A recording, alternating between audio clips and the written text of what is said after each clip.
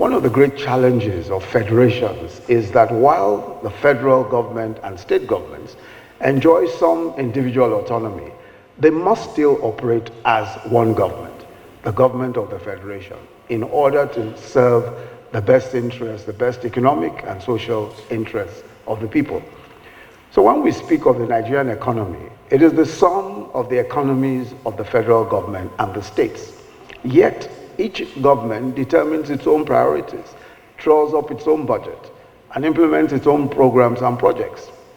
So this situation where we are expected or where we are separate but must work as one requires, in my view, considerable depth of understanding, ingenuity, and patriotism on the part of the bureaucracies of the federal and state governments.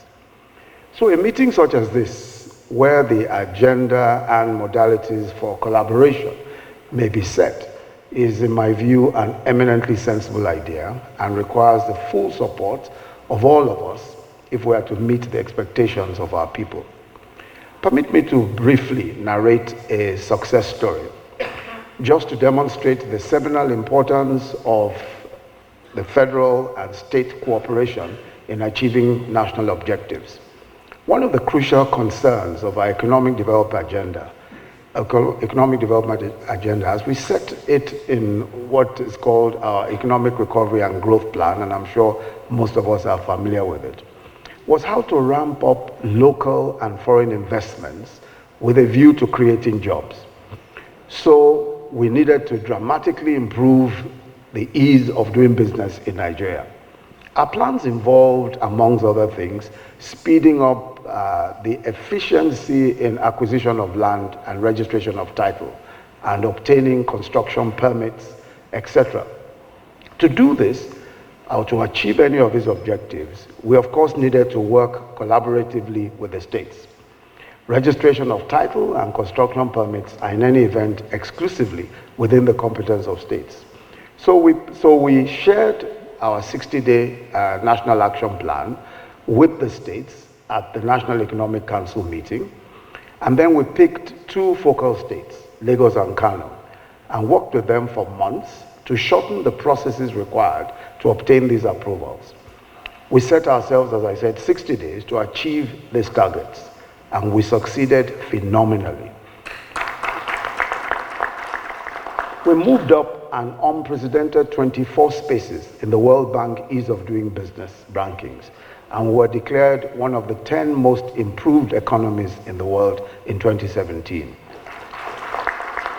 This is what federal and state government collaboration can achieve. Again, the National Economic Council, as you know, provides a platform for federal and state collaboration and synergy on economic and economy-related issues. In developing the ERGP, or the Economic Recovery and Growth Plan, extensive discussions took place at the National Economic Council. And I must say that the National Economic Council has worked so well because of the cooperation of all the state governors across party lines. We've worked so efficiently and so well together. And that has accounted for a lot of the successes, in my view, of the federal government itself. Barely 2 months ago, NEC hosted a security summit. The security summit was crucial in understanding and dimensioning the security problems of the country and the weaknesses of our security architecture. The summit examined issues of kidnapping, small arms trafficking, terrorist activities of Boko Haram in the northeast. We considered the problems of herdsmen and farmer clashes, cattle rustling, etc.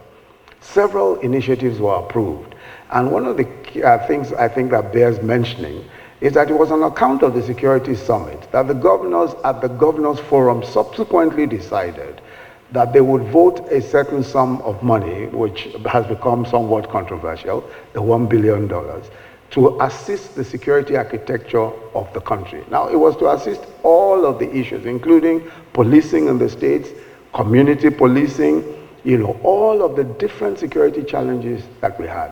And it was at after the security summit that the governors forum met across party lines, again I must add, in order to approve and to accept that this is what needed to be done to shore up our security architecture.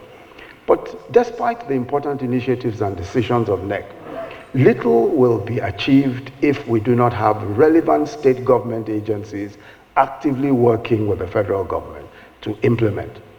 So the role of secretaries to state governments is clearly central to cascading the action points and conclusions to the relevant MDAs in their states. And this is so whether we're implementing the federal government's fertilizer policy or anchor borrowers program in the states. Indeed, it is clear that the federal government of Nigeria, all the land that the federal government, the largest piece of land that we have is the one over which my dear friend MMB, the FCT minister, superintends. Everything else is in the states. So the government of the Federation, the agricultural policy of the government of the Federation is actually the agricultural policy of all of the states. Our Anchor Borrowers program cannot be a federal government program. It is a program of all of us.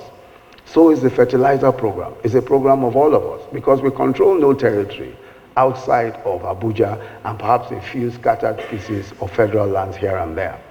Again, the SGF's office hosts the Ecological Fund and the National Economic Management Agency, NEMA.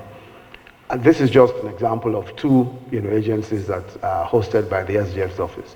Both agencies frequently intervene in the states. States frequently complain of lack of consultation before ecological projects are chosen and implemented. As a matter of fact, we had almost a full session of NEC just looking at the implementation of the Ecological Fund and all of that. And we agreed, and there were certain agreements that were reached at that NEC meeting. And there are similar complaints about emergency interventions through NEMA as well. But it is the SSG's office, the Secretary to Government's office, that must engage the SGF's office closely on these issues to enable the states benefit maximally from these interventions. We're discovering every day that the business of governing is becoming more complex and nuanced. There's greater need to think out of the box and to seek creative solutions and ideas. And these great ideas are neither the preserve of federal government or its functionaries, nor that of any subnational. Therefore, the sensible approach is collaboration. The sensible approach is sharing ideas and working together at every opportunity that we can get.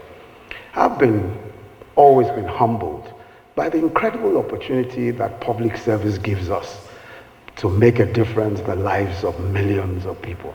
The opportunity to implement policies that could simplify the processes for doing things that would become game changers for the economy and for the nation.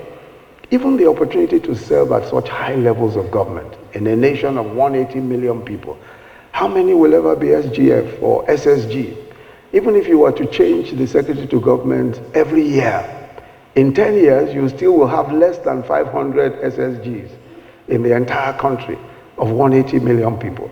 So Providence has found us worthy somehow to serve this nation and its great people. Let's give it our best shot. And I think that this country deserves the very best from each and every one of us. So as I round up, let me wish you all a very Merry Christmas. And I pray that the year 2016 will be our best year yet in the federal government and all of the state governments. And it's now my very special pleasure and privilege to declare this retreat open.